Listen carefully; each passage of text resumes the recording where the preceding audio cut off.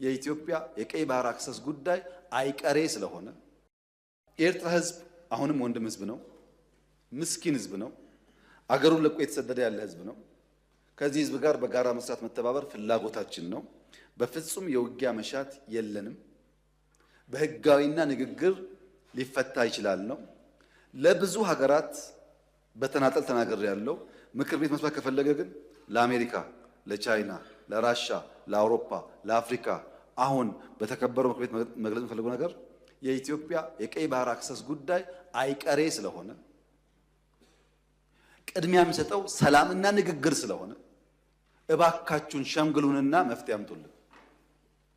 ይሄው ጥያቄያችን እኛ አሁን ሸመግልላችኋለን ሰላም ያስፈልጋል እያሉ ማዘናጋት ከሆነ ግን ብዙ መሄድ አይመስለኝም፣ ጉዳዩ አይመስለኝም። ይሄ እኔ ስለፈለጋችሁ አይደለም፣ ናቹራሊ አይሆን ነገር ይሄው በአንድ ቀንም አንመልሰውም፣ በአንድ ቀንም አላጣነውም።